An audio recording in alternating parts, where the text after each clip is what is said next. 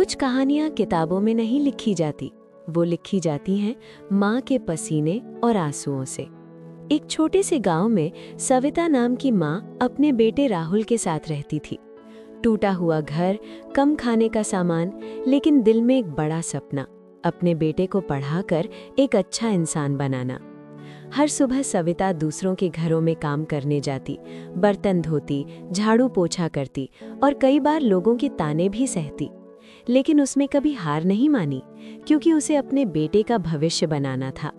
राहुल भी अपनी माँ की मेहनत समझने लगा था। एक दिन जब सविता बीमार पड़ गई, तब राहुल ने पहली बार खुद रोटी बनाने की कोशिश की। रोटी जल गई थी, लेकिन उस जली हुई रोटी में प्यार और जिम्मेदारी की खुशबू थी। उस दिन से राहुल ने ठान लिया कि वो अपनी माँ के सारे दुख दूर करेगा। दिन रात मेहनत, पढ़ाई और संघर्ष के बाद एक दिन राहुल पूरे जिले में टॉपर बन गया। समय बीतता गया और वही छोटा सा लड़का बड़ा होकर एक सफल इंसान बन गया। एक दिन वो अपनी माँ को उसी बड़े घर के सामने ले गया जहाँ कभी सविता काम करती थी, और मुस्कुराकर कहा, माँ, अब ये घर हमारा है। सविता की आंखों में आंसू थे, लेकिन इस बार वो दुख के नहीं, गर्व के आंसू थे। सच ही कहा गया है, माँ कभी गरीब नहीं होती।